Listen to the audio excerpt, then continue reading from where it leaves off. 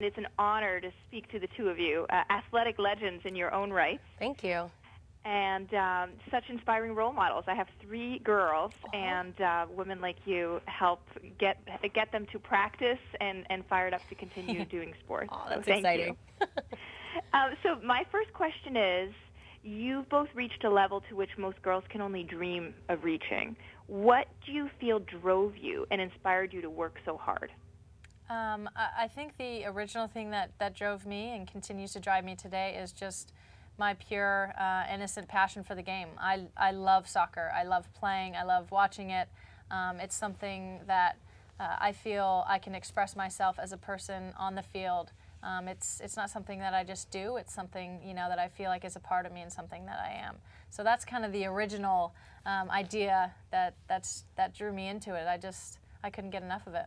And Megan's right. For me, it was my passion as well. But I think with all of us Olympic athletes, we definitely didn't get on the podium, or we didn't get to the Olympic team alone. And so what drove me was my coach, who was someone that I met when I was 6 years old, and still so many years later, I'm very good friends with her. I see her weekly, I talk to her weekly, and she was someone that believed that I could achieve more than I ever imagined that I could achieve. So she was a driving force for me throughout my childhood and even today as an adult.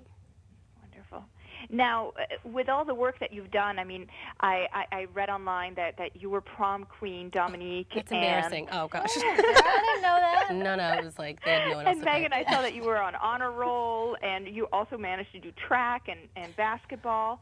Did you two feel like you got to have a quote-unquote normal childhood with all that you were doing? And What do you is have a any normal regrets? childhood? Yeah, what is a normal childhood? We missed a lot, I'm sure.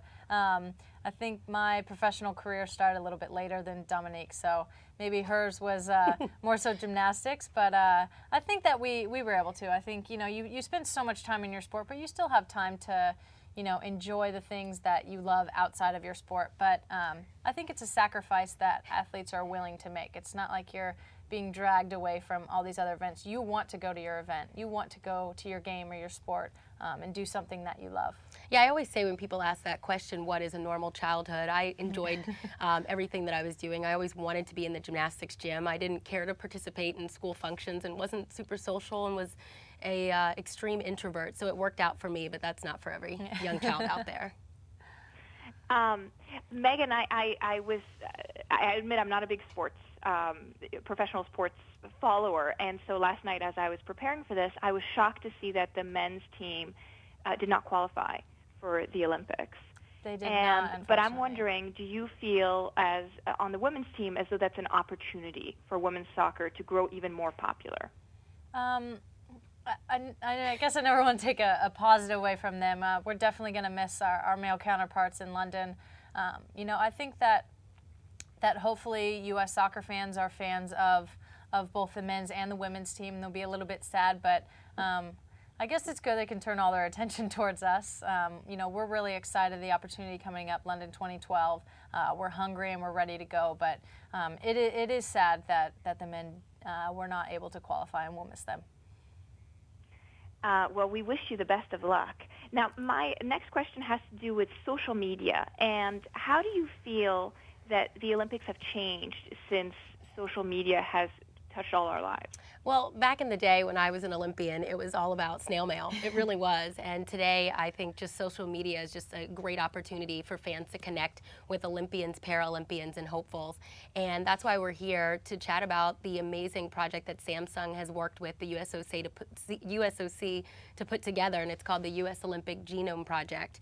People can go to samsung.com/howolympicareyu to find out the unique connections they have with Olympians, with Paralympians, and with hopefuls. And the connections are pretty simple. It's to find out if you're from the same hometown as an Olympian, to find out if you went to the same high school as a Paralympian, or if you guys have a favorite movie or a favorite book or a favorite hobby. And I think it's just great for Team USA to get the support from the fans, and also for the fans to feel a personal connection with Olympians. So, how much more excited will you be to cheer on an archer, or you will cheer on a soccer player, you'll cheer on a table tennis athlete that you maybe never have even heard of, but through this Facebook application, you were able to find out that special connection that's going to make you want to root for them even more.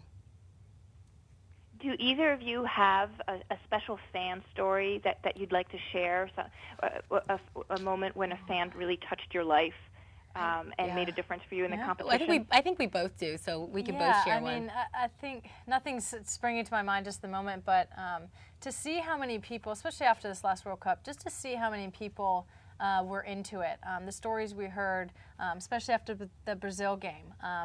My favorite stories, I mean, there's always lots of kids around, and there's always, you know, especially little girls, they aspire to be like us. But some of my favorite stories were the ones from men sitting in their lazy boy chairs, and they were like, I fell out of my chair watching that game. I was so excited.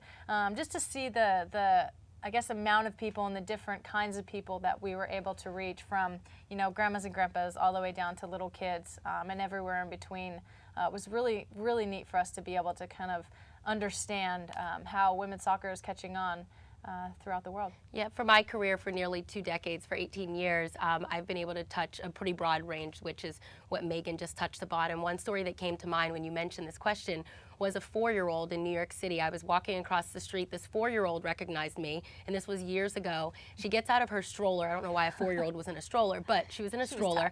She gets out, and she does a cartwheel, and she says, Dominique, and points to me. And her mom looks at her and was like, looks at me and was like, oh, okay, I know Dominique Dawes. How does my child know?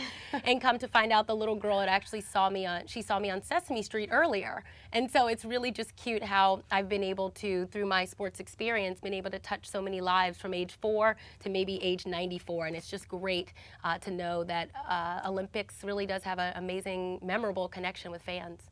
That's wonderful. Now, my last question is, what advice do you have for all those little girls out there who want to grow up and be just like you?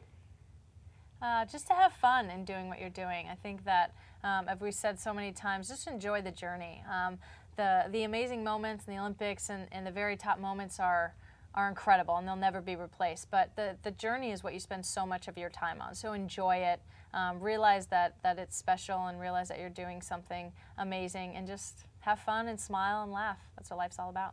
And I always tell young people to don't try to aspire to be like anyone else but yourself, because the only person you can do pretty amazing is be yourself. And so for young people, I always say be the best you can be, and be satisfied with that. Well, thank you so much for your time. I'm traveling to London. I'll be catching a little bit of the Olympics, nice. And I'll be cheering you on, Megan. So good luck. Thanks, Vanessa.